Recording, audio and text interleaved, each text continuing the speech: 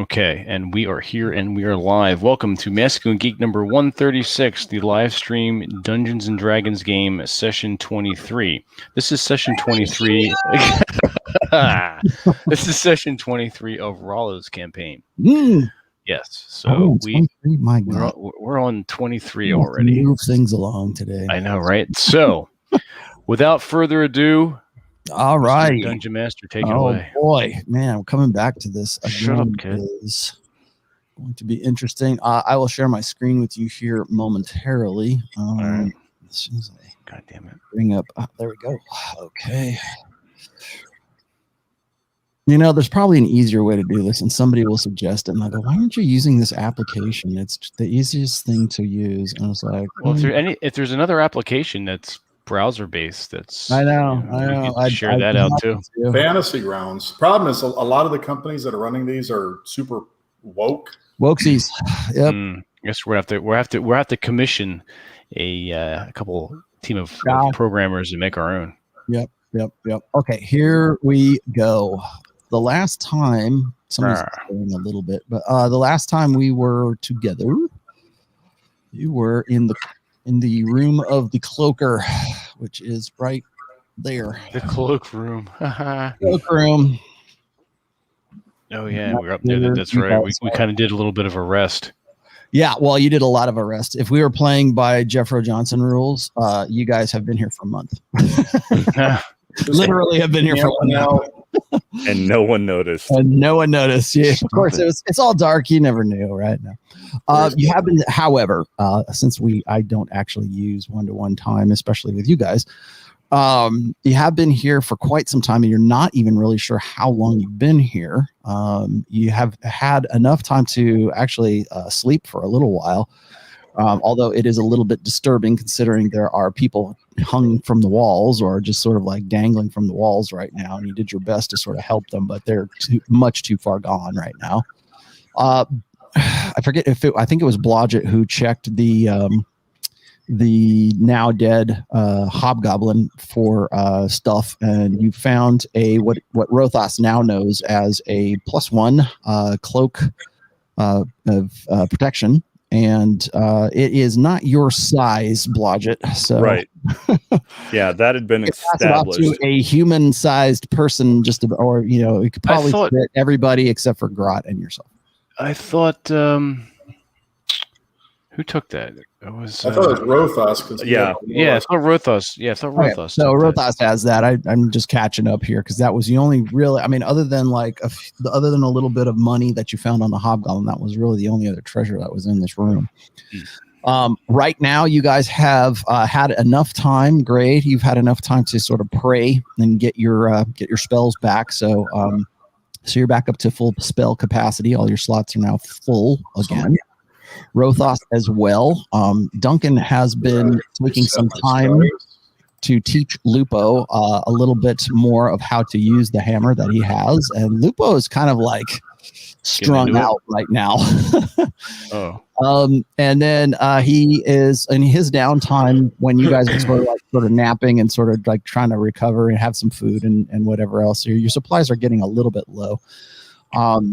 He has been reading that part of that book that he found in the first adventure, Gray. The ripped up manuscript that he keeps going back to. Gray, I need you before we start. I need you to give me a perception check. 10, and with my wisdom, where is my wisdom? I have a 4+4 bonus to that because I have 19. It's not so much a wisdom check. It's just a notice this kind of check, and that's enough. Out of the corner of your eye, as you're kind of looking over at Lupo, every once in a while he's now wearing that. Remember that holy symbol, that trident that he found in the Olymp? Every now and then you kind of think it might glow a little bit, but you look at it directly and it goes back to just being like a normal piece of steel. I asked Lupo about it. Lupo, have you noticed anything strange about this amulet you've been wearing? That's right. He kind of made it an amulet. It's not really an amulet. Have you noticed anything strange? Hung it around his neck because it's Holy simple. Well, he looked at it, when he sees you looking at it, and he hasn't noticed anything. He's just kind of like, what? Kind of. If you do, let me know right away. He says, yes, master. He says, yes, father. And then he kind of goes back to training again with Duncan. Duncan has been teaching him some moves. So he's not such a weak. You guys. He's not totally useless. So he's not totally useless. Blodgett, Blodgett, what are you doing? You can tell me what you're doing.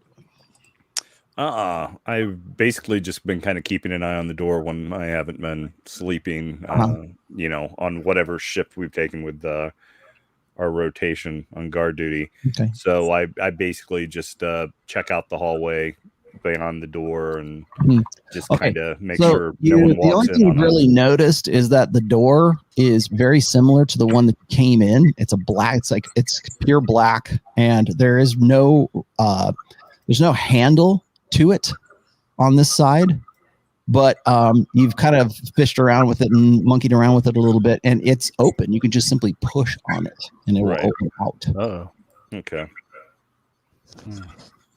I will do so when we are ready to move out. And Rothos is over here. And Grot, what do you want to do in your downtime? Is there anything you have in mind? Well, I did rest a little bit, but I'm also sharpening my sword with my whetstone. Okay. And Aldemar, what have you done in your downtime? What was I doing before that? You were killing, you almost died. Mm-hmm. That's right. Yeah, we just saved you from the cloaker. Almost zero. So you actually are recuperating. Actually, I know exactly what you've been doing. You're the most injured of all of these guys from the last time we were playing. So you don't have much say in the matter right now. You're just sort of like recuperating, getting back on your feet, and with the help of Gray, who's sort of nursed you back to health and has done his Paylor thing on you. You're now feeling better, and you're much more mobile. In fact, that's probably that's what's kept you guys from actually exploring further, is because they're trying to get you back up to 100%.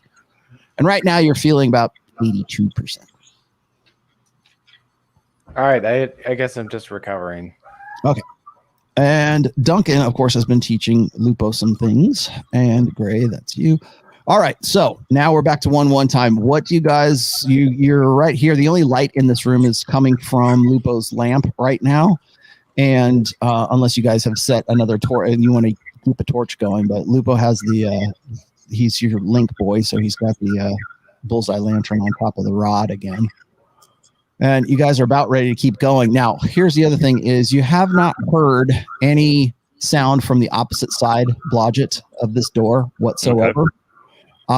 But that's been a while, and no one has come into this room to check at all in the whole time you guys have been here, and you haven't heard any disturbances, no nothing. Okay. I will make sure that information is shared with the rest of the group, and I also put forth my speculation that this is probably a room that they avoid, but I suspect that once they notice they don't get the heebie-jeebies when they get within a certain radius of this room, they're going to probably wonder what's up. So we should think about moving on sooner rather than later. That's you guys. I don't think Drew's echoing anymore. Are you good now? That's because I muted him. Yeah, he doesn't. Drew needs to. Drew, but you got to put on some earphones next time. So, what do you want to do? I'm leaving it up to you now. All right, Grat, put away whetstone, sword sharp. What we do? This room give me willies. One thing you do notice, and you don't even need to roll a perception check for this, is that the room is now that the cloaker has actually, it didn't kill the cloaker; it went ethereal. But now that it is gone and the shadows have kind of like dissipated, whenever you guys are talking, there's no reverb in the room. It seems like there would be, but it's like deadened in there for as far as the sound is concerned. So like a recording studio? Very much so. Break out your pan flute. Mhm. Grat vote. We heal up and leave room. Vacate room. Grat learned a new word today. Vacate. Well, Vacate I'm ready room. to head on out in the hallway and start looking around, and if we're ready to get this show on the road. So while the warriors get their weapons at the ready, I have out my come out and play. Come out and play. That's such a great friggin' movie. That's one of the vintage movie posters hanging on the wall in this office right now. I kid you not. I almost got it autographed later this month, but that con got canceled. So, all right. So, Blodgett, anyway, I'm moving out. I'm moving out to start checking out the hallway. Okay, you can push the door. It actually slides fairly easily, but that door is like you can feel that it's very well built. Like it's thick, but you have but for whatever reason, you have the strength to just kind of like push it from where you're at right now. All right. And I will do that, peer out the hall very cautiously, and then start to work my way out, checking around for traps or hidden doors and the like. So I'll cover his 6. Okay. Okay. So just kind of poking your head out, you see about this much from where you're at. All right. So that's where you're at right now. Let's see. Since Lupo's behind you, you can use your infravision for a little bit here. So let's scooch this a little bit out here. So that's about what you can see from where you're at. Nobody else can see this but you. Right. So no heat signatures or anything like that. So it looks like I'm alone in the hallway. No. Okay. I'll just kind of whisper back to Grat. Coast looks clear. I think we're all right, at least at the start. Grat, try whisper. All right. Keep moving or wait for everyone else. Tell them to get it in gear and let's go. So I turn around and I kind of motion to everybody. I say, let's go. Okay. Getting some gear. Okay. Lupo comes up. Duncan comes up.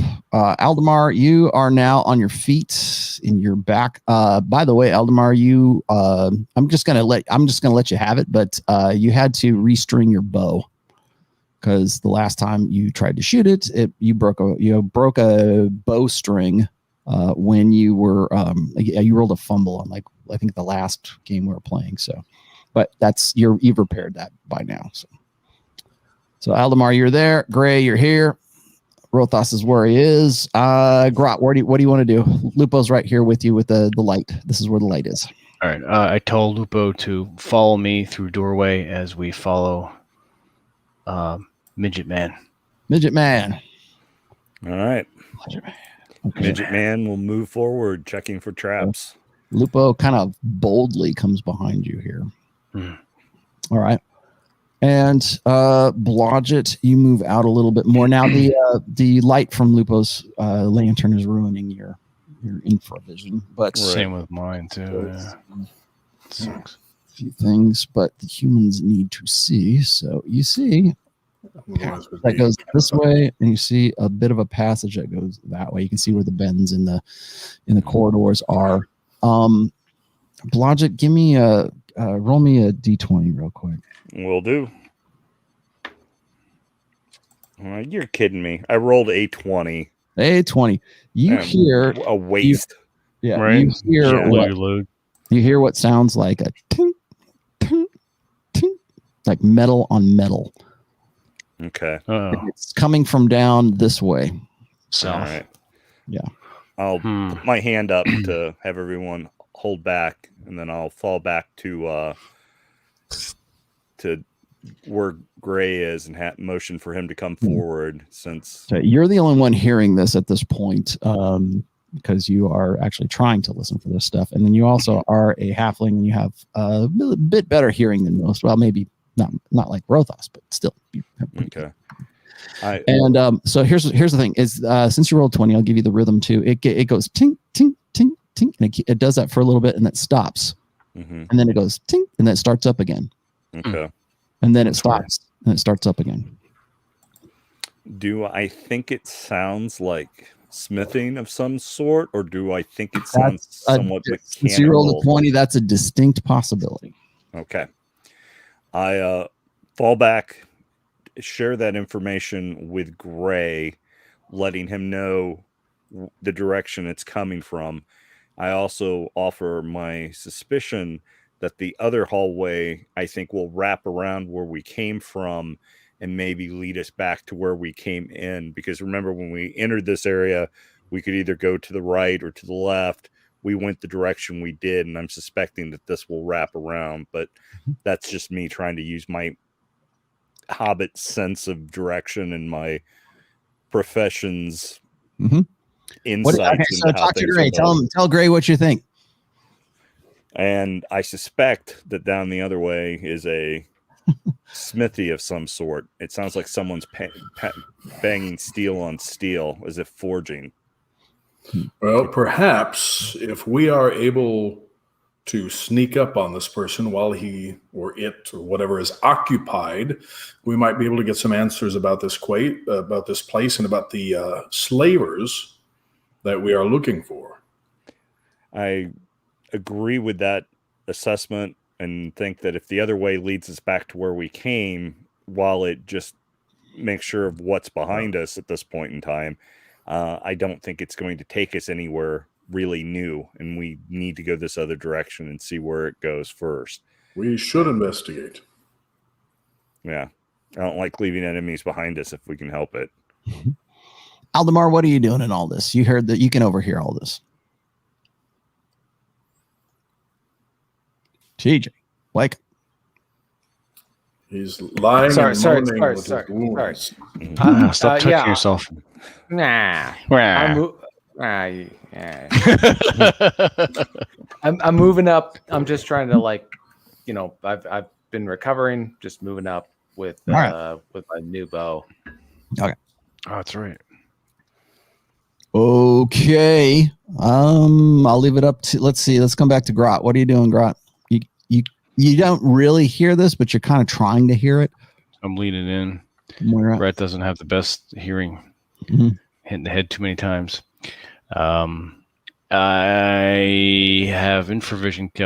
Do I see anything further than what's on the screen so far? Can't really because No. Lupo's right next to you with the. Oh, that's right. I do. Okay, yeah, he is. God damn it, Lupo, that fucking flanner.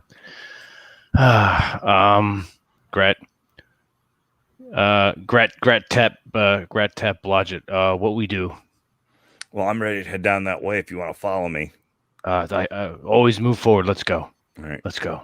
I tell the kid, stay back by Gray, and you guys follow behind us, but give us a little bit of space so we can move ahead and do this kind of quiet like. And Lupo looks at you. He goes, Okay. like he's got his balls together or something. He's like, All right. I look up at Poor Grot, Lupo. and it's like, did that kid's testes descend when he got that trident medallion? They grow up so quick. Bloody all right. So humans. what are you doing, Blodgett? Where are you going? Yeah, Where I'm you heading going? down the hall toward the metal on metal. Down this way. Yeah. Okay. And Lupo will stay as he's been told, and Yeah. you I'm heading in the direction where they're playing the Anvil album, so that's what I'm doing. Anvil album. Yes, that's what it is. All right. So you can see down here, Mm. and you can see. I'll just give it to you because you can see it. You see what looks like a door at the end there Okay. from where you're at. Only you are seeing this, by the way. All right. Mm. So you can see what looks like a door. And you also notice, actually roll me a D20. Let's see if you do notice. I rolled a 16. You know there's a door there because the door is emanating a little bit of heat, like a little bit of warmth. Okay. And underneath the door, you can see a little bit of light, All Mm. right. like maybe a orange, like a low, dull orange amber light underneath the door. And as you get closer to as you move orange down this glow. way, you can definitely hear like steel on steel. Gotcha. And it's that same rhythm. All right. I quietly go back and grab Grot and Gray and share that information with them and say, so, want me to see if we can open the door? And Grot goes in and scares the locals, and the rest of you kind of follow in behind and overwhelm them. Grat need more info with that plan. How many? That was Grat question. How many can you tell? Nah, not without opening the door and possibly ruining our surprise. But whatever's in there is busy working, and it didn't sound like it was multiple anvils going. So I suspect there's at least one smith, but he may have one or two apprentices or helpers in there. I can't imagine it's a bloody armory or something that has tons of people in there. It's not a barracks. Let's not go in and attack everybody right away. I have an idea. Do you feel like sharing it with us? Yes, there were other orcs and half-orcs in this compound, correct? Yeah. Well, I'm a half-orc, and I'll break into my fake limp and go in, and if there is an anvil with an orc or someone... Blodgett, Gray, and Blodgett and Gray, roll me a d20. Crap, we're taking too long. 5. 14. Lupo rolled a 20. Nice. Okay, Lupo is the voice of reason. He says, "Hey, we've only encountered hobgoblins to this point. They're the ones who are guarding this place. Orcs are behind us." And that's Lupo talking. That's not me talking. Shut up, Lupo. I will lead you astray. I will lead you astray. But that's Lupo's take on it. Yeah. Duncan goes, "The boy's got a point."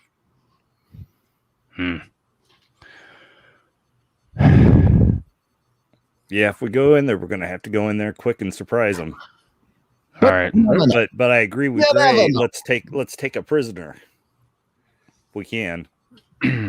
Someone to interrogate. Well, we can always use in D&D. You can do the non-lethal weapon damage. Take him down. Open hand attacks. Yep. That's right. I slap you very slap. Mm-hmm. All right. Who is going in first? Well, I'm assuming we have to determine whether or not the door is locked. Yeah, I'm assuming the door is unlocked. But I will definitely check it, and I will definitely open it. But one of you bigger types would probably be best going in front of me, or at least going in over the top of me once I get it open and get through out of the way. I'll toss you through and then follow in. Yeah.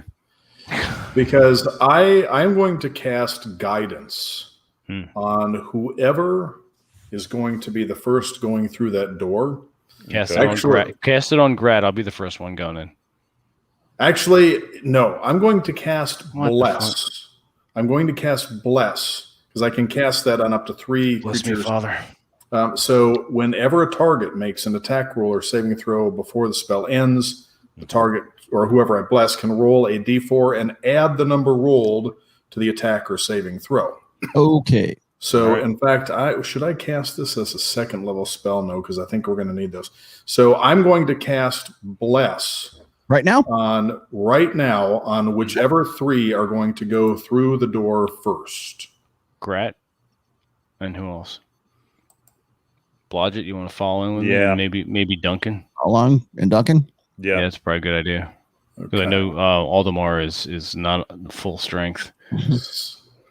Rothus is holding up the back for any kind of magic. Yeah, he's not your tank. Lupo says, "I'll go." Lupo apparently found some balls. So you can roll a d4 and add it to an attack roll or a saving throw. So I'm going to say a brief prayer to Pelor and bless. Was it Grot, Blodgett, and Lupo? Is it? Yep. Duncan. Yes. Okay. Duncan. Duncan. Oh, Duncan. Okay. You So 3, Grot, right? You Duncan can do 3. and Lupo. Okay. You got 3. You got 3. Lupo wants to go. I don't think he should. No. I will tell him to hold back. I'll cast it on Blodgett, because Blodgett, when he goes through, can sneak and possibly get some sort of. Yeah, I'm hoping they're busy looking at Grot, and I can like get in somewhere stealthy. If Grot and Duncan, and this is great talking to them, if Grot and Duncan make a racket as they're going through the door and distract whoever is in there, Blodgett may be able to slip in unseen or unnoticed. Well, I think the best racket Grot can make is maybe growl and snarl and look very intimidating and scare the horse piss out of them. Grat do that anyway. All right. Sounds like we got a plan then. Okay, so I cast Bless on Grot, Duncan, Blodgett. Okay. That feel good. It goes, oh, shalom alaikum. Okay. They're sufficiently blessed. Grat feel good. Bless you, my son. Bless you. All right. All right. I'm moving forward to check the door to see if it is locked and to see if it is trapped. All right. You get up to there, and there's definitely some sounds that sound like smithing coming from behind it. The door is not like hot, but it's just, it's warm. Okay. And it's just you down there right now, right? Yes. Okay. Although so I'm hoping Grot's following behind me relatively quickly. Okay. I am, yeah. You are too? Yeah, Grat is right behind Blodgett. Okay. One behind there. All right. Duncan will bring it to rear. Lupo's kind of here going, acting cocky. Gray, where are you? I am going to stay right up behind where they're going through the door, so that as they're going through, I want to get a look at what's going on inside. And if there are more, if it's not just the smithy, if there are more assistants, I will go in and hit them with Sacred Flame. Nice. All right. Aldemar. Let me move for us. Aldemar, what are you doing? You hear all this going on? I'm just following everybody else right now. I'm still kind of recovering. You're still kind of, woozy. All right. Is that good enough, Gray? Do you want to come down further? Where do you want me to put you? Drew, where do you want me to put you? Right behind them. Right up by, if they're going through that door, I want to be right there, so that once they're through, I'm going to follow in, ready with Radiant Flame. Okay, Blodgett, you get up to the thing, and again, you definitely hear the sound. You can even smell what smells like flux or some kind of like smithing stuff. And there is definitely a fire of some sort going on behind that door, because you can now, like I said, feel the warmth on that door. You definitely can see a little bit of just a peak of light coming from underneath the door. And you're checking for traps. There are no traps, and it is not locked. All right. I look back at them, and it's like, ready, Grot. Okay. I draw my greatsword. All right. Well, I will push the door open for Grot, stepping out of the way. And once he and Duncan are through the door, I will head in right behind them, looking for somewhere out of the way I can hide and try to enter the room as stealthily as possible. Okay. Grot, are you good with that? Yes, I will barrel through. Okay. Looking around. You bust in here, and okay, so it is a very well lit room. So let's open it up a little bit. Let me come back a second here. Grat smash.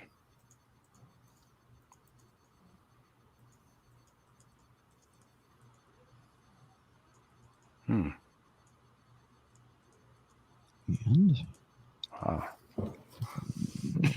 so this is what you can see. There is a big iron furnace that is along the wall here. And let me go and put this in here.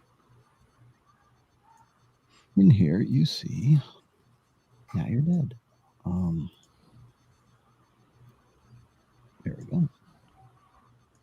these guys. Oh, shit. Now, don't know shit just yet. So, okay, Stop it. so in here, and this is what you see: a large furnace against the south corner, which is right here, is aglow as two orcs pump the bellows on either side of it. There are actually orcs in here. Lupo was wrong. So they're here pumping these. Actually, those are bellows, aren't they? There we go. And they're actually not as big as that. I should have shrank them down a little bit. But there's bellows on either side. These are bellows right here. Oh, okay. Side.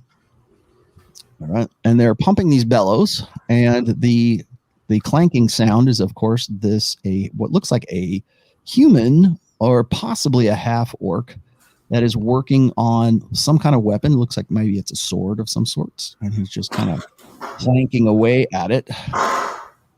These are actually much smaller. There we go. And this guy too. All right. There. And do that. There we go. There we go. Much better. Okay. So they're pumping away on the bellows. This guy is right there, and he's the smith appears human and presently working on a sword. The room is filled with weapons, many of which are broken, and armorer's tools. All right. Okay.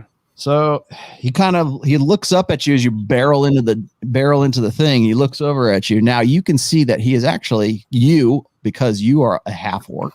Realize that he is actually a half orc too. So, and he's working on this thing. He looks over at you as you bust in the door. He's like, "It's not ready yet." So, all right. So I'll do. He looks kind of annoyed. He's like, "Oh." He says, "Just tell him I'm working as fast as I can." He says, and he looks at you because you've got your great sword out, and he goes, "What's wrong with that?" Because you're like, ugh. And he's like looking at you like, "What the hell is this guy doing in here?" So looking at you, and they stop for a minute, and then they go back to pumping the thing. All right, I'll use my right hand to hold off everyone else. I was going to say, does Blodgett hear what was said in the room? Yeah, right outside. Yeah, you could hear it. You could hear it. Okay. Blodgett holds up his hands and is waving like, no go. Okay, so Grot understands the half orc, but he's kind of using sort of pidgin common. Okay. You know, it's kind of like half common, half orcish. You know. Okay. Spanglish for orcs. So So I'm gonna sheathe my sword, and I'm gonna walk over like I'm interested in what he's doing. And when you think be ready. Okay, he looks over at you. He goes, "Just tell him I'm working as hard as I can." Yeah, he's slave driver. He pissed me off sometime too. So he's just kind of like annoyed with you, and then he sort of signals to the other orcs, and they start pumping again on the bellows. He's just he's working away at it. He's kind of like keeping an eye on you, but he's just sort of he's not really paying too much attention to you. Just like you figure that you're somebody who's supposed to be there. Yeah. That was my original hope when I was thinking about busting in there. All right, so these guys are really, I mean, the pose no. I mean, is there anything? Do I notice? I take a quick look. I mean, even the sword that he's working on, does it look valuable? It's average. It's not like terribly good, but he's the weapons that are on the tables over here. A lot of them are kind of like busted. It's like he's repairing stuff. You can tell he's repairing this one. Gotcha. Putting it back together. There's, like I said, there's a like a hammer, a mace, a few long swords, but they're not like terribly good quality. They're just kind of average quality. And apparently he's working on those things. There's also little scraps of leather. Looks like there might have been some kind of armor being repaired at one point. Like there's little chain links and things around there as you're kind of looking around. And he says, "You can wait over there if you want." He points to the chair over here because that's the only chair in the thing. Yeah, God, that not look like. There is, however, there is a door over here. Is there any light coming from it? From this one? Yeah. No. You don't see any light. You don't see anything coming from, not from where you're at right now. Gotcha. It might be a storeroom or something. All right. You keep working. You do good work. Always good. I have no problem. Grat be right back. So I'm going to go back out into the hallway. Okay. He just goes right back to work, and the other guy, the orcs, the orcs working the bellows just work at it too. The orcs on the bellows are unarmed, and they're in some kind of like leather. They're not even really armored. Okay. In fact, the guy who's the smith, the half orc smith right there, is just in sort of a leather apron, and he's just banging away. He's not armored whatsoever. Okay. Grat run into kind of like it's hot in there. Actually, the room is actually pretty hot inside, so he's kind of sweating, and so are they. Yeah. All right, so it's cooler out in the hallway. These guys weren't harmless. Let's go other direction. So I take it you pass on this information to Blodgett and Duncan and Gray. Yeah, I just let them know there's two orcs or hobgoblins. They're pumping the bells to get the fire. They're orcs. All of them. Orcs getting half orc and orc, which is unusual because as Lupo reminded you, you'd only seen hobgoblins up to this point. Gotcha. So I tell them that strange that they orc pump bellows for fire. Half orc, brother half orc. He metalsmith. Okay. They harmless. So Gray, you hear this? Blodgett, you hear this? What do you guys want to do? Duncan is kind of like backing off a little bit, sort of, so he doesn't get seen. I kind of move us back down the hallway a little bit closer to where Gray is. That way they can't necessarily hear us chit-chatting. They're not going to hear you over the bellows in the. Okay. Well, I know, but I'm just being cautious. Yeah.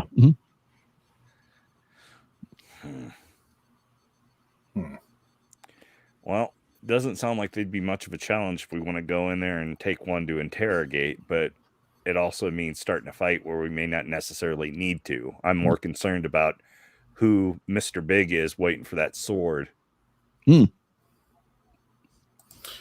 You could tell him that you can deliver it to him. That means us waiting around here until it's done, which I'm okay with, but I don't know who else is going to come along to blow our cover. Right. Or who's going to come to get the sword if they're as impatient as we're making it seem. That piece of shit sword, I handle that. No worry if done. And let them give to boss. Grat take care of it. Grat, no worry. This waste of time. Okay. No, we can always move on out then. Okay. In the meantime, Rothas has been over here. Oh Christ! He has been. He's not setting any more rugs on fire. Fireball down there. Fireball. And he's discovered this door that's right over here. Oh. Okay. They probably link up. Aldemar, what are you doing? You hear all this going on. You hear them talking about blacksmiths and swords and orcs. I just keep moving up with Lupo looks over to you and says, I don't see why we don't just kill him. We should just kill them. Kill them all. Holy shit. Sounds brilliant. Lupo's got some hair on his chest. Yeah. I think that trident is Not so I good. just keep following them. Okay, Gray, what are you going to do? I guess I'm going to follow them too. If we're not going to go in there and attack these orcs for information, I suppose we'll go the other way. Okay, Blodgett, where are you going?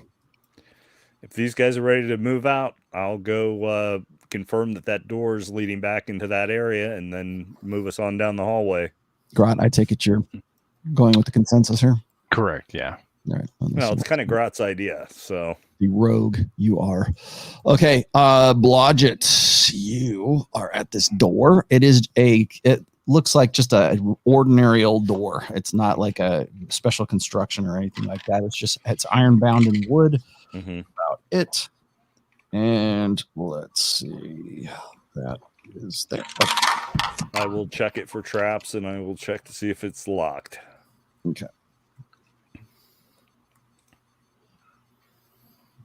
Okay.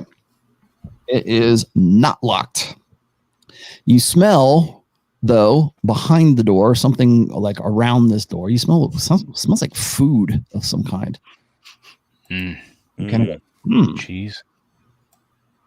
You're not really sure what kind of food, but it smells like maybe there's been some cooking or something going on. Meat's on the menu, boys. Yes. I will ask Rot to come over and take a big whiff. He might have a good sniffer being a half orc. Gret does have, his hearing is pretty shitty, but he has a good olfactory sense, yes. Okay. So, you smell that? Okay. Grot and Blodgett, roll d20s. Okay. Let me use the fire die. God 18. damn it. 4. 18. Okay. So all you smell you smell what smells like food, and it smells pretty good to you. Blodgett, you smell the same thing, but it smells like shit to you. And Blodgett, because you rolled 18, you also hear like a faint kind of singing, a really bad singing, like odd key singing. Okay. I'll grab Grot's arm and kind of pull him back away from the door and then head back to where Gray and Duncan and them are and pass on the information to him that I think that might be either a break room or a barracks or something like that. They've got food going in there and someone in there singing. And if you remember that last bard we saw at that one tavern near such and such a place, man, this guy was a virtuoso compared to whoever's singing behind the door. And whatever they're cooking isn't fit to eat for anything remotely humanoid. Well, except for maybe the big guy thumbing toward Grot. Grot, your salivary glands like go off. Like, Grat hungry, and then you hear my stomach growl. Yeah. Okay, Blodgett, you turn around as you're relating this to Aldemar, Rothas, Gray, and Duncan. You notice that Lupo is like hanging on your every word. He's like, okay. I kind of noticed that, and I look up at Gray, and it's like, when the kid gets so interested in the grown-up decisions. All right, Gray, what are you doing? He relates I am going to say, are we able to listen and pick up any speech in there? Oh, if someone's in there singing, then whoever's in there singing is either the person cooking or singing to entertain the people getting ready to eat that slop. I think we should send Grot in again. What, so he can get a bite to eat? You guys suck. You can tell them that you've been assigned guard duty and you'd like to take some food along with you. You can bring it back to us. The way that smelled, I ain't eating it. But I like the idea, Gray. How are our rations? I said you were low. May not smell good to you, but keep you nourished. Is door locked? No. We can just hold our noses and chew. Not Alright. No, locked. it wasn't locked. There's no traps. You should to be able to just open it like you own the place. Well, Yeah, Grat, like Grat you belong there and walk Yes. in. All right, you guys hang back, and Grat's going to boldly go where no half orc has gone before. Okay. I'm going to move back by Rothus just because I can see down the hallway in case anyone's coming, and I'll kind of watch that direction on guard since we already know what's in these other two directions. So I'll do that and tell Aldemar, shoot when I You point find at. another door that's right beside that one. Okay. Does this open inwards? Yep. Towards the room? Okay. Okay. Lupo's gonna do what he's told. Gray, I presume you're going to. Just going to follow along. Okay. Going to stay close to everybody else. But if anything starts up, again, I'm preparing to drop Sacred Flame on a bunch of orcs. We'll roast them. All right, so Grat will open the door as if I belong there and walk in as if I also on belong. the joint. That's right. Okay. All right. Well, this is also a very well lit room. And lit by torches, and you see that opposing door right there, although you don't see what's around the corner there, but you see over here, where's it? I guess it would be on this side. You hear where the singing is coming from. It's coming from around this corner right here. There's no one else in here. There is a loft, however, that you can see right there. There's a ladder that goes up to a loft. And let's see. Okay, so the room contains one large bed. Looks like a double bed. Ooh. With typical bedroom furniture. There is a loft in the west end of the room where that ladder is going. Barrels. Looks like there's like some kind of supplies there. The room is being cleaned by a stout orc matron. Humana. I mean, she's really stout. Obese. There she go. There she is. There's your stout orc matron.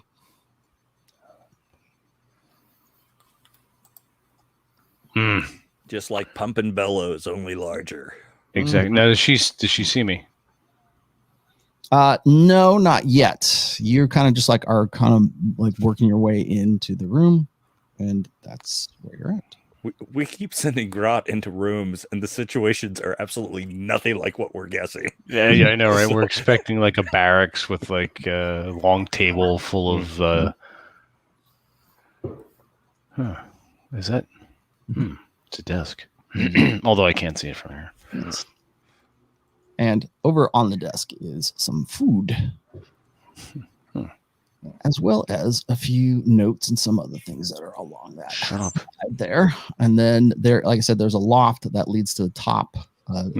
That's above all this. I can't put it in the map. But there's Gotcha.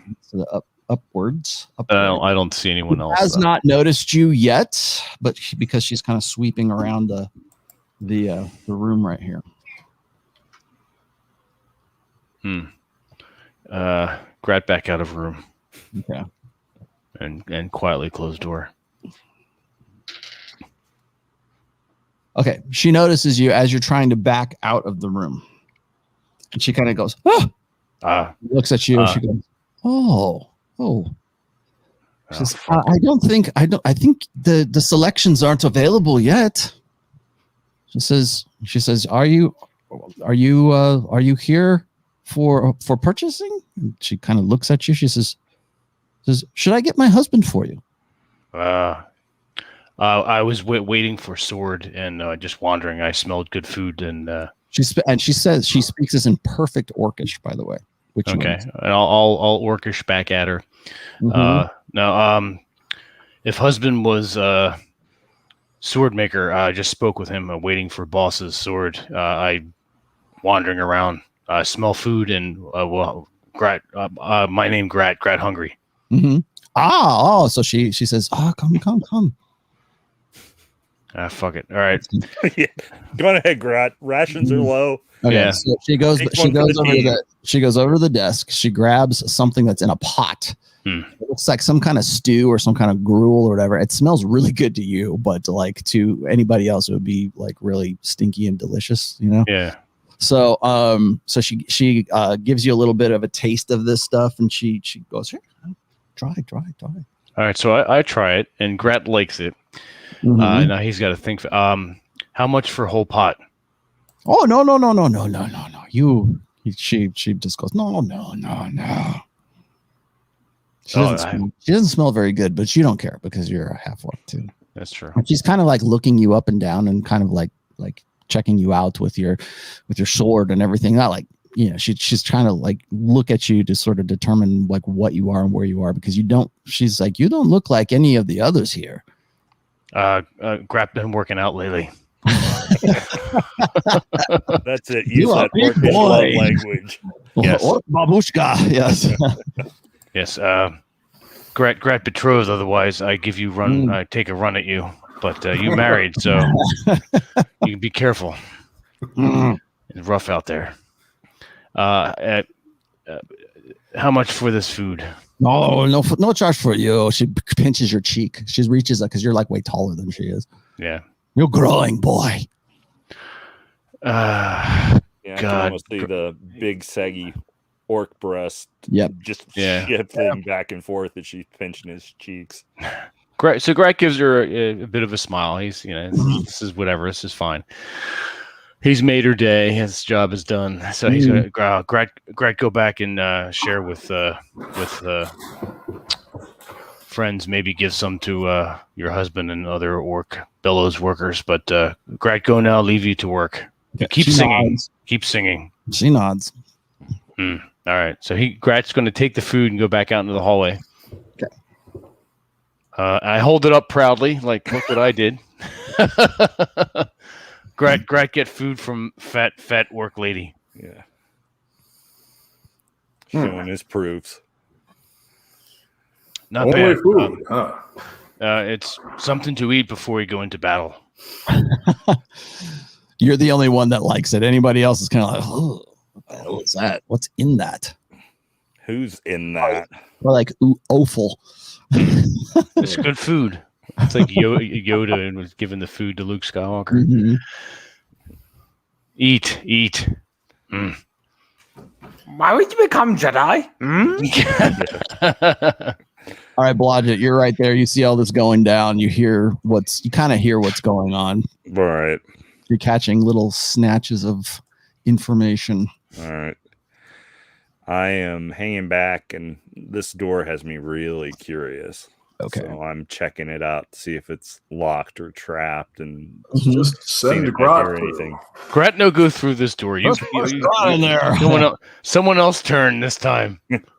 I don't know the way this is going. Grat's gonna get lucky before this adventure's over with. I know, right? I'm gonna wind up getting raped by some fat fucking work bitch.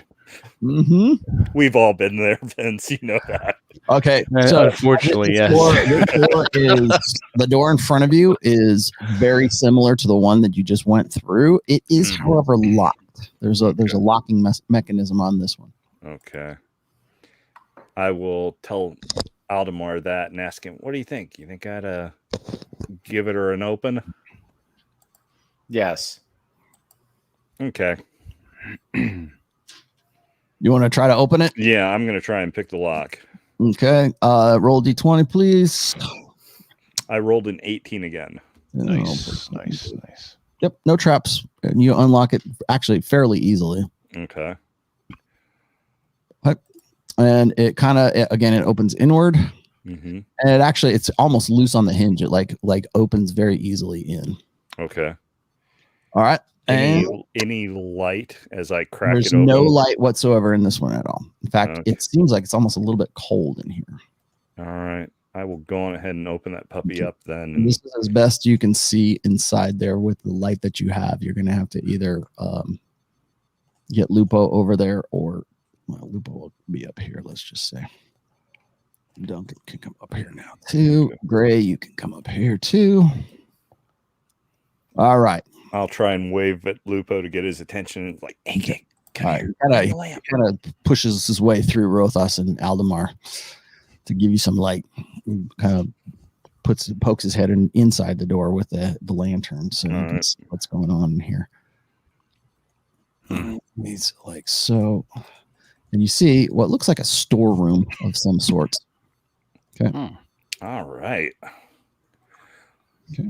Let's see if we can find something that we can actually stomach. This room appears to be a storeroom and contains bins half filled with an assortment of supplies. All right.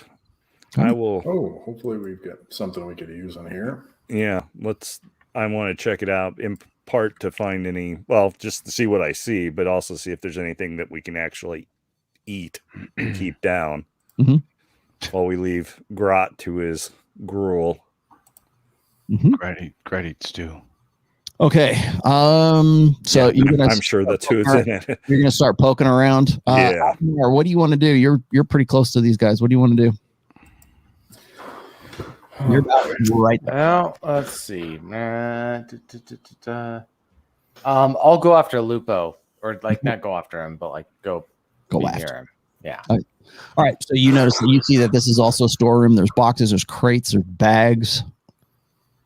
They probably didn't want anybody getting into this. That's why it's locked.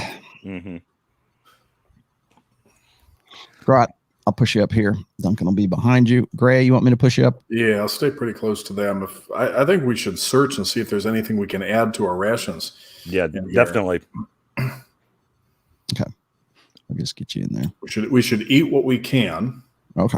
So and investigate this room for a little bit, and you kind of crack open some things and kind of poke around a little bit. How long do you want to spend in here? I think somebody should stay by the door in the hallway. I was going to say, Grat's got his spork out, and he's just busy shoveling this stew into his gullet. He'll guard outside. Yeah, you can always tell someone they're waiting for sword. He gets in here really quickly because remember that elves and orcs do not get along. That's true. And Duncan comes in here too. All right. The supplies are typical equipment for a garrison. Spare leather straps, rivets, nails, bolts of cheap cloth, iron rations. So there are some rations. There's some like dried meat and some dried fruit and some there's iron rations here. Awesome. And so forth. And the equipment, let's see, and it also looks like there's equipment there for like some sort of caravan. Like maybe they supply the slave caravans here. That's the best you can think of. Okay. But there are iron rations here, so you guys can load up on food anyways. There's dried food and fruit and some stuff in here, like a little bit of bread and things. All right. Okay. I say we take what we can carry of the food and replenish your. Yeah. We should eat what we can now. Yeah, definitely. And take whatever we can carry. Mm-hmm. All right. Okay. So you guys kind of collect things up. How long do you want to stay in this room? No longer, I would think. Then we want to get on the move because we need to find these slavers. Yeah. So no more in about 15 minutes to wolf down some food and wine or water, whatever we're drinking. We don't know how long they're going to be here before maybe they sail or maybe they go out looking for more slaves. So we can't delay. Yeah. Set fire to the room. Okay. Set fire to the room. Just destroy the rest of the rations. Oh, that is. I have another idea. What if we set fire to the room and then we wait around the corner and see who comes, and we ambush them, and then smoke ourselves out too? Yeah, because it'll probably bring the blacksmith since they're closest and Grat's new friend. Yeah, that's all we need. Yeah, so that may not be the ones we want to bring out. Can we lock them in their rooms? No, that you have no way to trigger any kind of a lock. You just keep going. Yep. Like I said, spend about 10, 15 minutes to eat some food and load up. All right. We can always spoil the food. Just piss on it. Well, I was actually thinking defecating in it. We're Well, gonna have that to too. go. We're gonna have to go anyways. Take a shit and the piss and all. We're all one at a time. Grad say one at a time. Lupo Piss looks and over shit. at you and he goes, "What the fuck are you thinking?" And hey, don't knock plan of piss and shit. The idea, Lupo, when I see his face, the idea is that we spoil the food to deprive these vile slavers of it so that we prevent them from being able to go on whatever slaving they're going to. David says, "I'm not listening to this." He comes out back out into the hallway. Yeah, who knows? We might need that food later. So, yeah. All right. Like I said, and Duncan explains to you that he's like, "We're lucky that the whole garrison isn't on top of us right now. They know we're in here." mm-hmm. They think we're friendly, though. Some of them do. Yeah. All right. So I'm gonna call to the small midget man. All right, Blodgett, what are you doing? You hear Grot going? Yeah, I go back to Grot, and it's like, are you going to take any of that leftover food to the blacksmith and check on the sword just to keep up appearances? Or are you ready to move out? Well, you've been in the room for close to 15 minutes, and no one has come up. We're not the matron, not any orcs. Nothing has come by yet. Yeah. We keep going. I'll eat as we walk. Okay, Well, I kind Aldemar, of feel more comfortable if you had your sword in your hand instead of that pot of whatever he is. All right, he hands you the pot of the half-eaten pot of stew, and he draws he draws he puts the dirty spork in his inside of his armor, and he draws his greatsword. Does this make you feel better? the pot is not going to fit inside of anything you have. You have to put it on the ground or give it to someone. Yeah, I'll move it back over to the other door and leave it outside there. Leave it in the room. Yeah. All right, Grot, that's how you get ants. Grot, you, Blodgett, and Duncan have point. All right. I'll head out up front and start scouting the area. Okay. Cool. Head back north. All right, Blodgett, you jump up there a little bit. Let's see, Duncan can move over here, and Lupo will come up to give you a little bit more light. And here you will find that there is another door right there. Locked, trapped. Let's see. There's also, I'll give this to you too. There's a turn right here. Okay. All right. So where are we going? We going here? Yeah, I'm going to check that door. Okay. Tell me specifically, what are you doing? I am checking to see if it is locked. I am checking to see if it has any traps. I'm checking to see if there's any Not light locked, coming out. not trapped, not locked. If there's any noise coming. You put your from the ear, other side. Yeah. put your ear up to it, and Yes. Look out for those you hear things. snoring. Okay. I step back from the door, and it's like, this is somebody's bedroom or barracks. Mm-hmm. Roll me a d20 real quick. I rolled a 13. 13. You smell what smells like either ale or maybe some kind of strong alcohol from the opposite side. Okay. And there's Sleeping off booze the on the stool. other side, and someone's sleeping it off. We ain't got no booze. I'm like, Grot, give it a whiff. It might be some local homebrew from you. All right, I'll come up to the door and take a sniff. Okay. It definitely smells like some kind of strong drink from behind there. Do I recognize it like an orcish ale? Smells. It could be most likely. Smells like a dirty bar rag. A what rag? A dirty bar rag. Smell like dirty bar rag. Typical orc mead. I was going to move up here a little bit so you guys can see what else is going on. He's kind of poking around. He's moving out a little bit more than normal. All right, so there's definitely a bend right here from what Lupo can see on that He's side. going to get his hand chopped off. He's just kind of like curious to see what's going on. Kid's getting twitchy. Yeah. Strangely, you haven't seen any light in this hallway. There's no torch brackets or anything along here, so it's somewhat dark. Blodgy, you don't see any light coming out from underneath this door, but all you hear is just snoring. All right.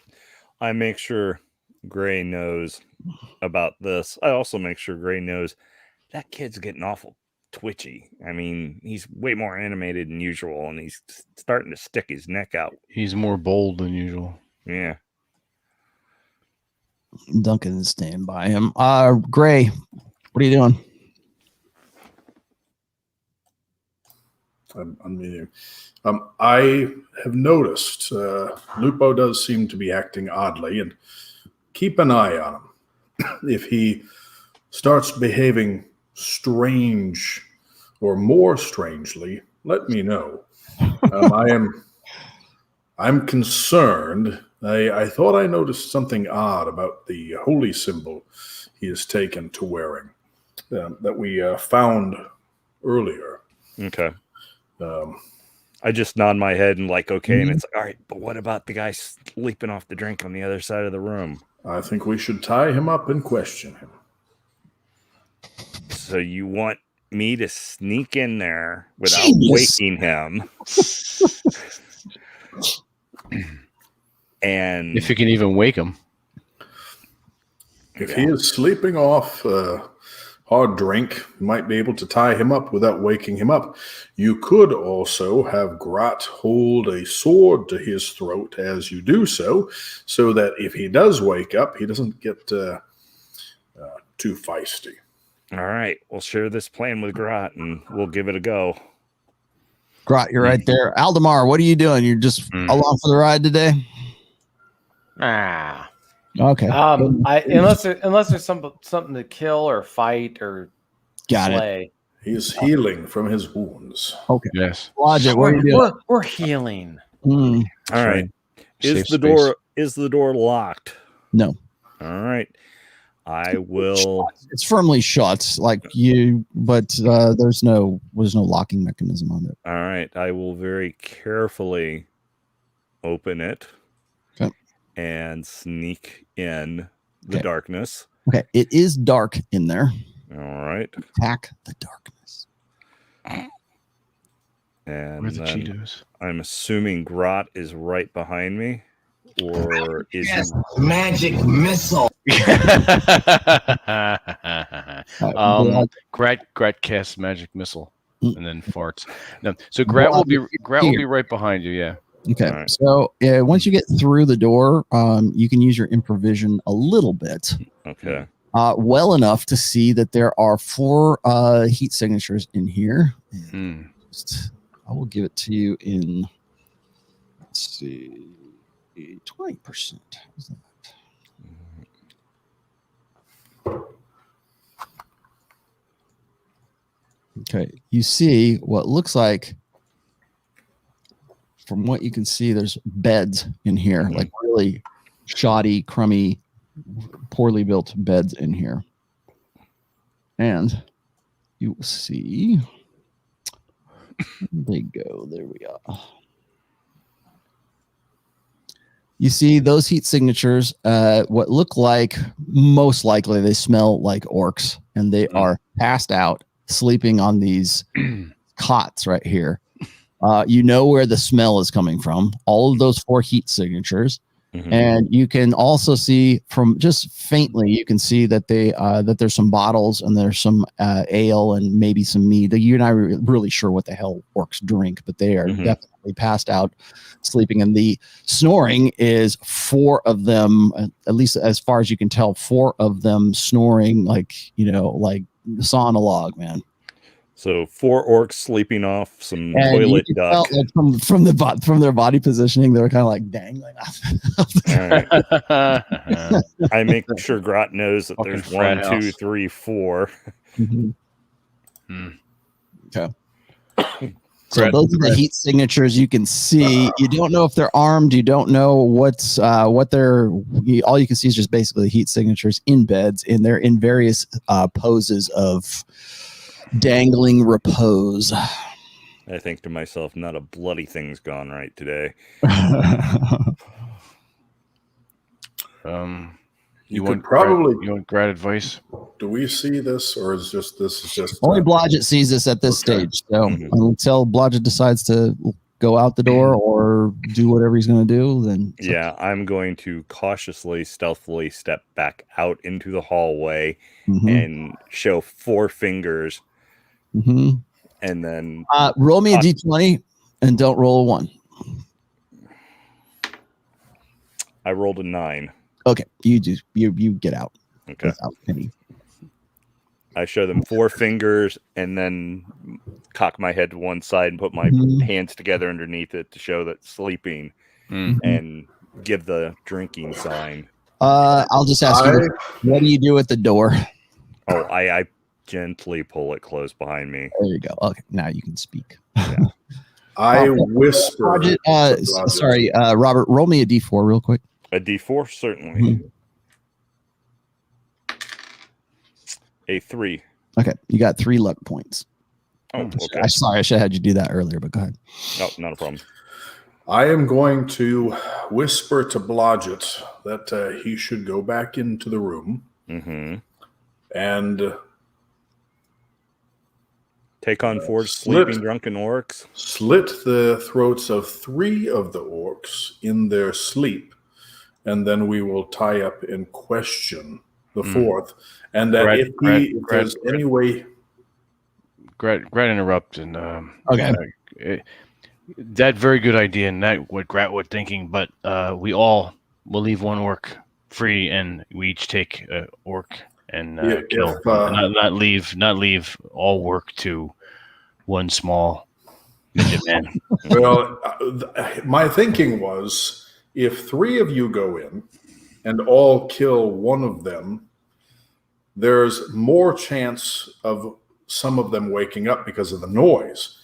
Whereas with Blodgett, he may be able to go in and slit their throats quietly without there being any fight or struggle. That might draw attention from elsewhere.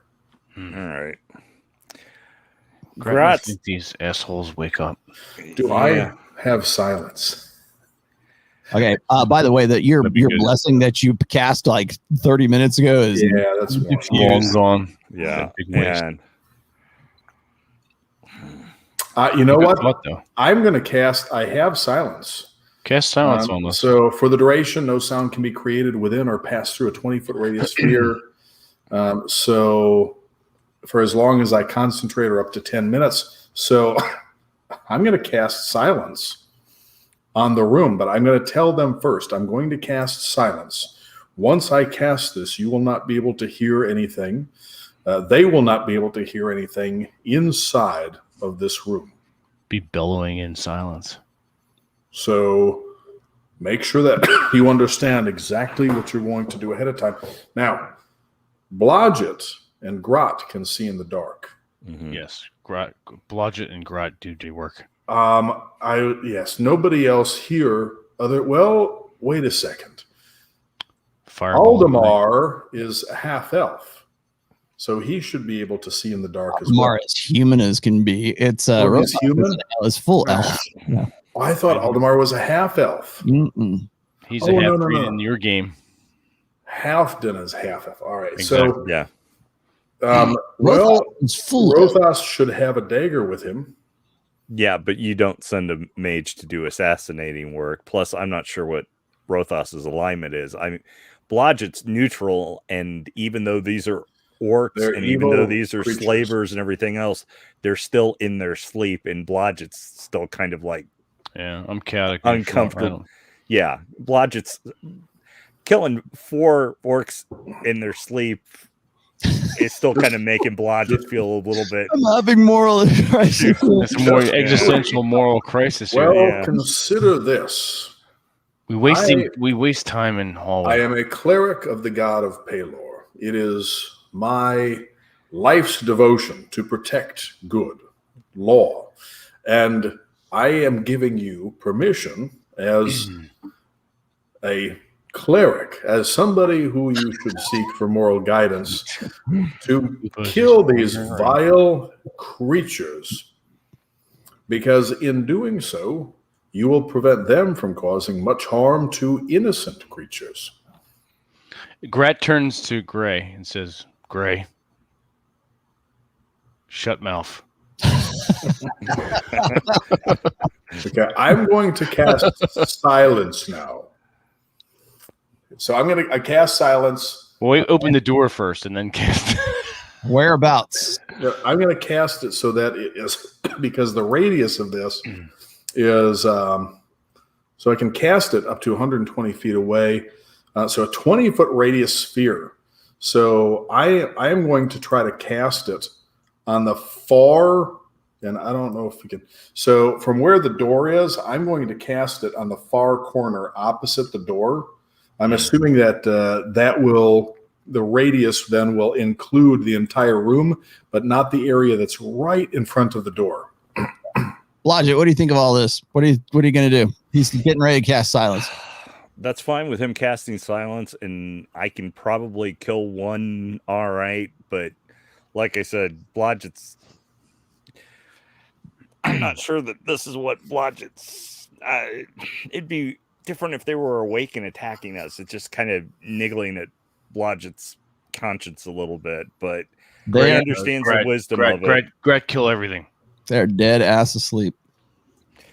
Yeah, they are evil creatures who have enslaved the innocent and will continue to do so if we do not stop them. All right.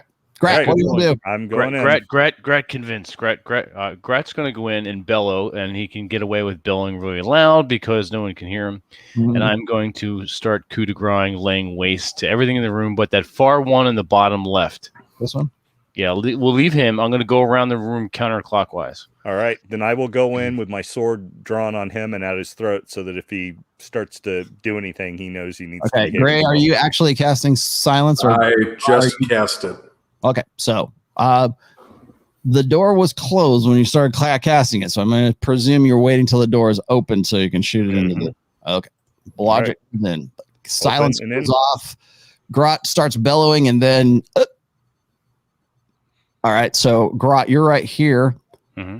All right, so when you went in, these guys didn't even notice that you were in when you first came in, and they're like, one of the guys, the orc over here says, "Close the door."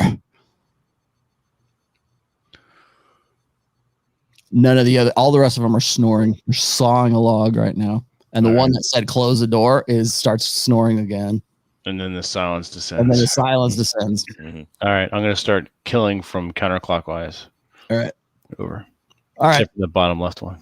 Starting with the bottom left. Oh, except for the bottom left. Except for the bottom left. Yeah, but Blodge is going to cover him with the sword. Right. They are completely out. You kill every one of them without a fight. Each one of them is gone. Grat feels strangely okay with this. Mm-hmm. So you end up killing all of them. You manage to hold this last one right here. Okay. It takes less than a round to kill all these guys. Okay. And Blodgett, you're just watching Grot just go whack, whack, whack, and just butchers them. Grat feels playing whack-a-mole with his cousins. So that's right. Now we can't really interrogate him in this room because nobody can hear shit. Yeah, it's dead silent. We can beat him up a bit. You get close to this guy, he reeks of booze. Oh, Christ. All right. Let's drag him out. I'll drag him out into the hallway. Okay. Drags him out into the hallway. He's out here.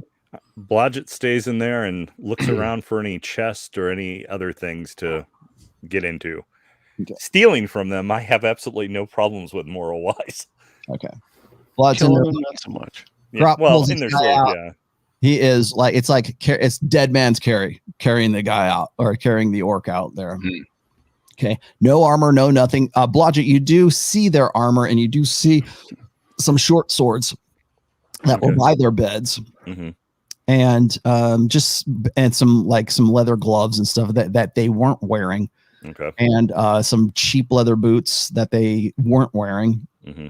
And you find at least 7 bottles. Wait, is that what it's 7 bottles of really like stinky ale or stinky like some like hard liquor almost. Like, Okay. So if it's flammable, we might want to keep it. You drag this guy out, and he's just like, he's looking up at you. Whoa.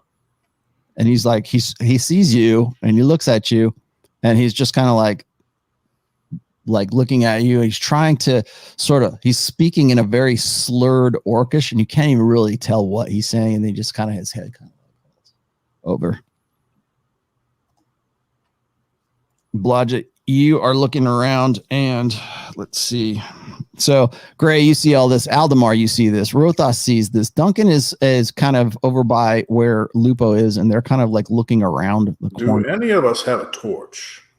Lupo has the light. If you want to bring it over here, I asked Lupo to bring the light over, and Lupo, light. Has Blodgett come out yet? Okay. Because if Blodgett, is there any of the alcohol left in there? Is the orc wearing anything on his feet? Does the orc have boots on or anything on his feet? No, he's just like butt naked. No, not naked. He's got leather breeches on and some cheap shirt on.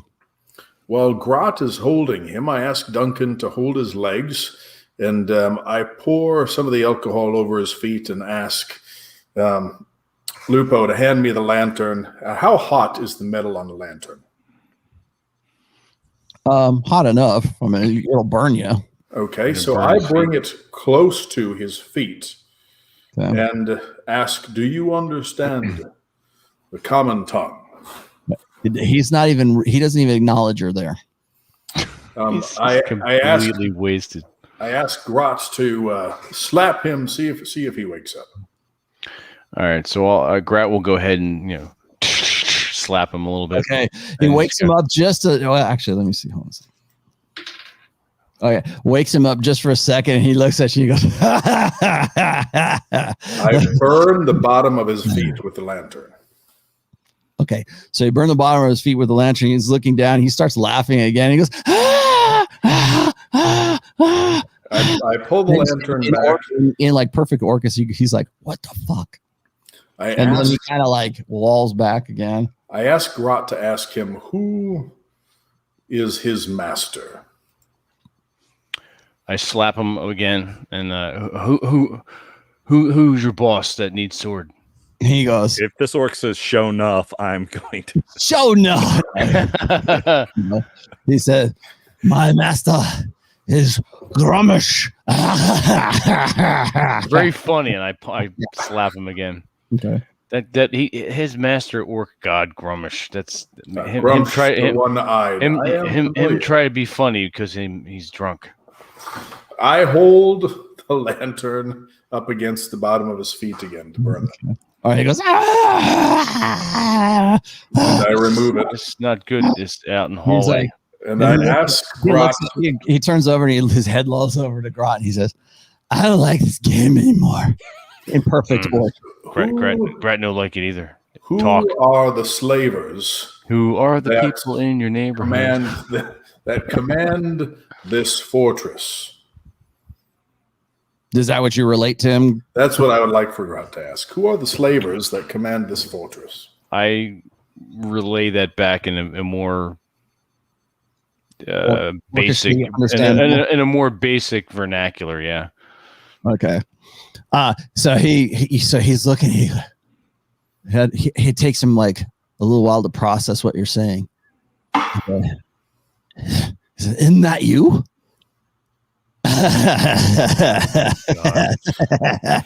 I ask Aldemar. He thinks it's me. You burned my feet. I ask Aldemar to grab his other leg and ask Duncan and Aldemar to pull his legs apart.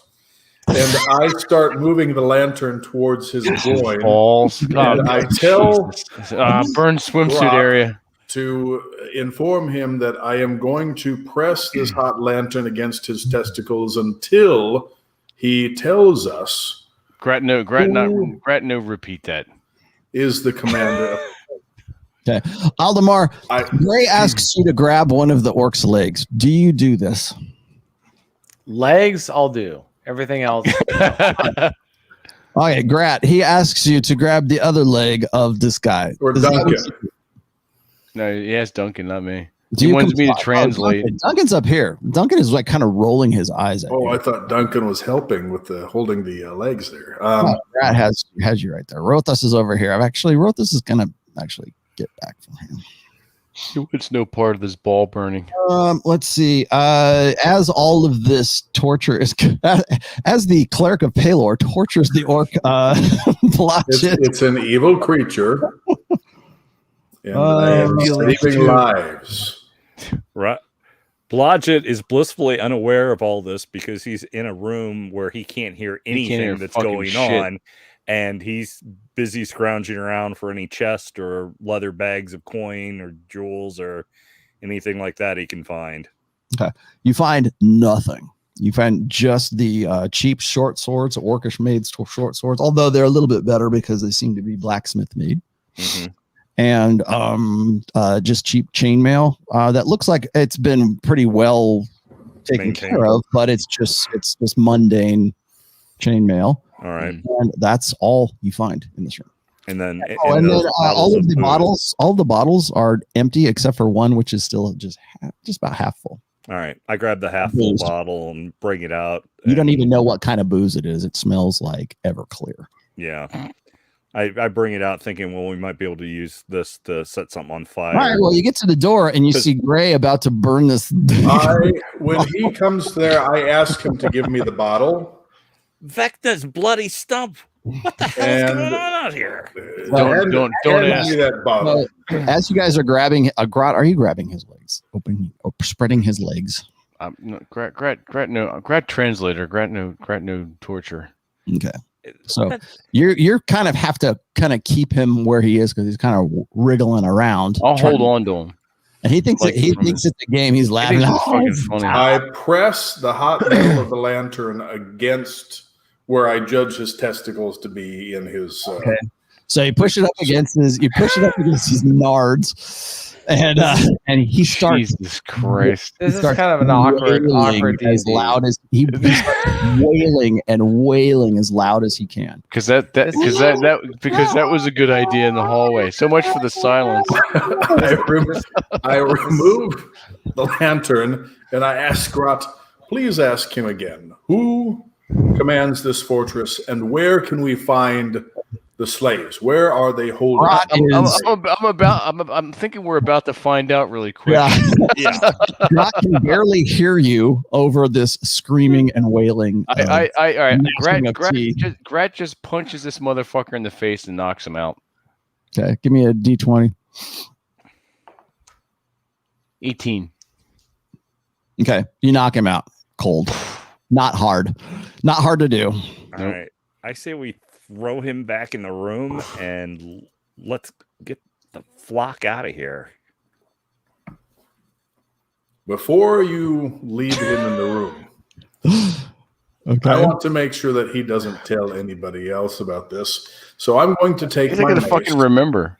Yeah, and who's going to believe him? He's going to wake up in a room with three of his someone tried to burn my balls. Just take one of the short swords.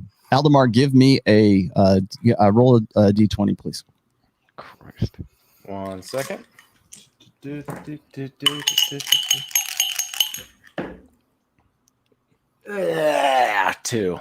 All right. Well, that's not too hard because you see two orcs coming up from. Imagine if I rolled a 20. And they're looking at what the hell's going on. Mm-hmm. Yeah. And you also see, where'd she go? You also see the orc matron is behind them right there. And these two orcs are now barreling ass at you with what looks like bastard swords, like heavy, well-made bastard swords. So Alamar, you see them running down this way as you're kind of trying to find out what's going on this way. These guys are about to like lay into you. So, but you have you got the drop on them. All right, I pull out my sword and I start stacking bodies. Okay, so you start pull out. So you pull your longsword out. Okay, so roll me a d20 real quick. 18. 18 and the other guy. All right. You see them coming, so you're going to get first digs on this one right here. So go ahead and give me an attack on that. I just was looking to see if you had surprise or you had initiative. Which D? D20. You always use a D20 to attack in all games. Oh, 20 natural. Oh, nice. All right. So as he's coming into you, you clip him across the shoulders. Roll me. Let's see. You longsword. Roll me a D8.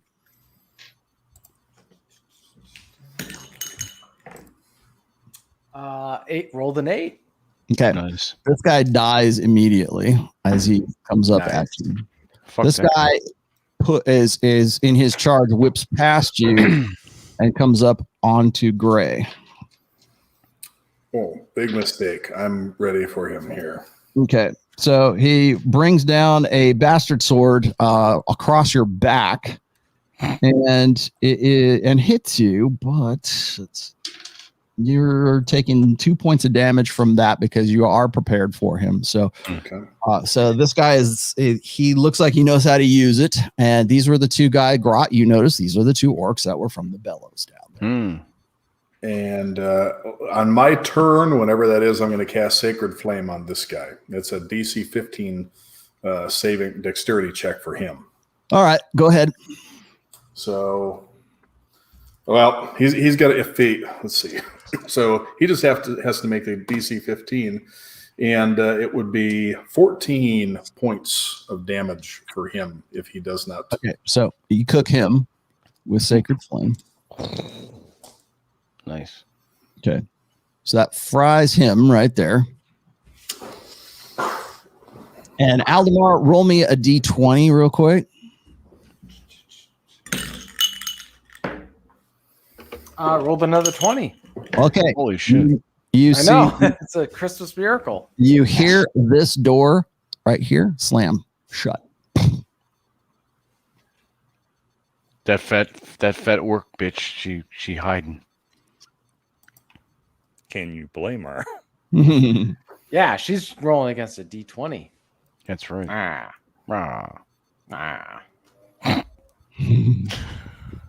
See? Yeah, that also means she can go to her husband and tell him. Yeah, tell him to stay the fuck away. Yeah. He'll burn his balls too, apparently. Oh Christ.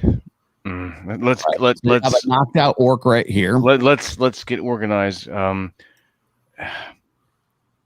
Gret reasonable half orc. If we keep moving, we eventually find boss that needs sword. We questioning fools is not a good idea, as we I say found we out. throw wounded guy back in the room, take one of the short swords, dip it in some blood, put it in his hand, and then we get out of here. What did I do? And why are my balls on fire? Yeah. I mean, that's seriously my plan. I will grab one of the short swords, put it in the blood, throw him back in his bed, and I All put right, the so sucker in his I'm gonna hand. toss him back into his bed, and we'll put his one of his swords, his bloody swords, in his hand. Yeah, and I'll put that bottle of booze in like one of my pouches to kind of replace the one of my things of oil I used burning the blanket from hell last session. Okay. Although I ended up burning TJ more than the That's true blanket, but it's still Okay, so you guys notice now, you see Duncan and Rothos kind of like poking their head around the corner here, like trying to be like as cautious as they can be. Gray, you still have the lantern in your hands. Okay. I will walk over by them to give them some light and motion for Lupo to come over and take it. Okay. Lupo will take it. Do I notice anything else about Lupo? Is he still being weird? He just seems a little over eager to you.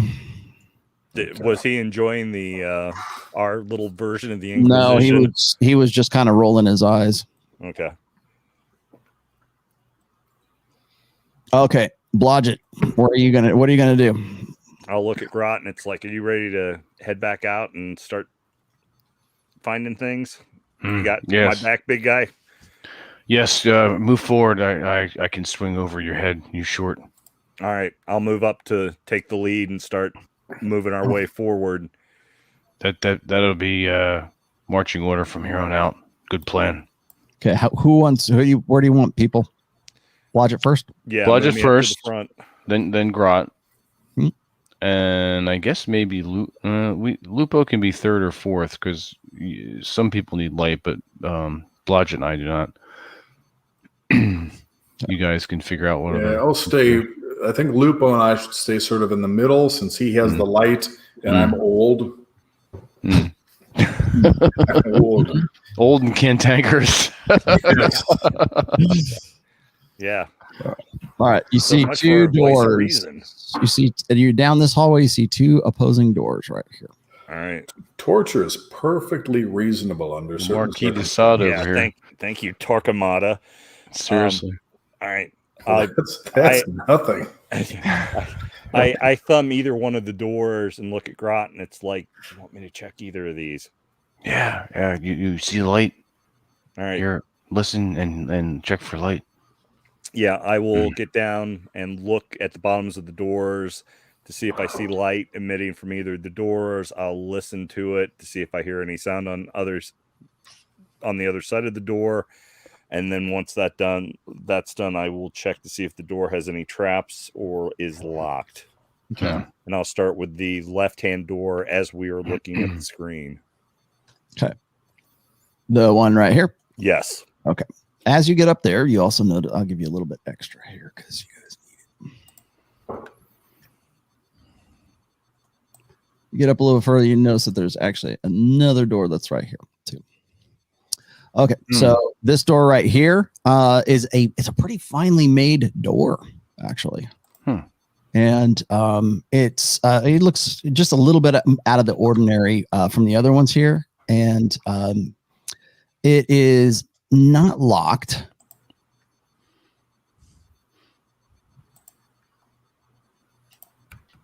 And let's see, you do not hear anything from behind the door. Grot, what are you going to do? I'm going to motion to Blodgett to check the other door that's next to me to make sure that is not occupied in case we want to. We don't want something coming out from these other doors while we're focused on the one.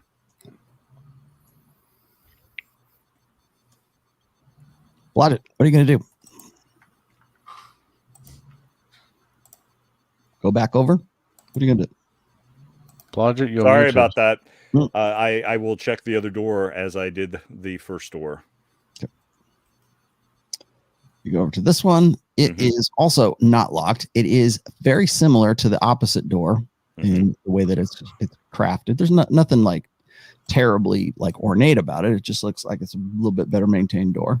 Okay. And from behind, roll me a d20 real quick. All right.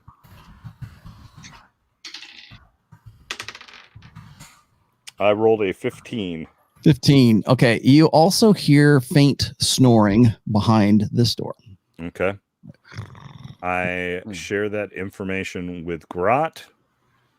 What I didn't hear on the one door and what I did hear on the other door, and ask him, do we skip them or do we enter them? I suggest we keep going and check all doors. All right. This sound like barracks. Yeah, but it means we'll be leaving enemies behind our back. Well, we come back to first door and go one by one. Okay. I'll move up down the hallway. Okay. Are they asleep? At least in the one door. Just be very quiet. How many are there? No way to know. Well, so far there's 3 doors. Yeah. So if the rooms are comparable in size, there could be 4 sleeping people over there. There could be just 1. So I couldn't tell that much. All right. Blodgett, you get to this door right here and you can investigate. Go ahead, Gray. What are you going to say? I could cast silence again if Blodgett is willing to do what is necessary and right. The thing is, if you cast silence, depending on where it is, I may not be able to hear snoring to know that there's something on the other side of the door. So for right now, let me just check out all these doors. I would wait. Yeah, and assess the situation. And the big guy doesn't have any problem slaughtering. And like I said, if one of them wakes up, I have no problem with attacking it. Just killing even a sleeping enemy, it naggles at me. It just... The character may be neutral, but it's, he's not... Right. Yeah. So Gret waked them up, then kill them. Yeah. I will slap them, and when they awaken... I will burn their balls. Yeah. All right, so I'm checking the store. Same method. Looking for light. Okay, this one is closed, but you do see light underneath it, and you can also tell that there's a warmth to the door just by putting your hand on it.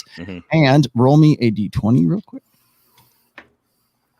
I rolled a 16 this time. There you go. Attaboy. Okay. You hear what sounds like a commotion, like cheering or some kind of you're like laughing, like from multiple voices. Okay. You can't tell what the language is that's being used, but you hear that every once in a while. You hear that like the laughs will intensify, and then they'll kind of go Okay. Like something's going on behind here, like that, and there's multiple voices. You can't even distinguish how many there might be. Okay, I will come back to Grot and share with him drunken revelry on the other side. I don't know how many. Blodgett, give me an intelligence check real quick. Okay. Hey guys, I gotta head out. Yeah, I'm gonna call it here in just a second, but I wanted to get Blodgett real quick. I rolled a 14. Okay, that's good enough. They are definitely not. It's definitely not orcish. You've heard enough orcish right now to know that whatever's behind that door is, or whatever's the cheering is not in an orcish tongue. You don't know what it is, but it's not orcish. Yeah, drunken revelry. I don't know who or what. What languages do you know? Let's see. I'm looking at a sheet, and it looks like dwarf and halfling and common and thief's cant. Okay, you don't know what it is. Yeah, so I no idea. So it could be goblinoid, it could be something else, but it's not anything I'm familiar with, and it's definitely they're not talking like you, big guy. So, but they seem to be busy and distracted, and if we're going to go into a room, they would be the one we want to take out first. The sleeping guys we can get later. Right. All right. We're at the 2-hour mark, so I'm just going to call it right here. Okay. This is a good spot to end. This is a spot to stop right here, anyways. Okay. So, that's where you're at. And let's save this, and then I will close this. All right, everyone who's in the chat and who is listening and will be listening and watching later, thank you for joining us for this live stream Dungeons and Dragons session number 23 with DM the Rational DM, Mr. Rollo Tomassi. So next week, I believe. Is everyone good for next week for Drew's game, or will that be too confusing? I think I can do it. Yeah. Okay. Sure. It's adorable. Any more fresh and fit drama you have to deal with? No. That's mercifully over now. Good, so good. yeah. No, I'm not going out. I'm not flying out to Miami or anything anytime soon. But all right, cool. Did you have everything okay with the fires out there? Yeah, better now. There's still hot spots that they're dropping. They're doing airdrops on, but it's much better than it was before. Okay, good. And they got the super scooper out there, which was really cool. And, oh, nice. Yeah, they're fun. The choppers are out there. I always like to watch the airplanes do their thing. Yeah, that's great. That fucking water's heavy too. Yeah. Yeah. Nope. All right, cool, everyone. So let's do our usual. TJ, take us out. All right, people. Keep the fires burning. Keep the lead shooting down range. Keep the wine flowing. Don't take any wood nickels. Don't drink all the frickin' rum. That's right, you Cat. dirty whores.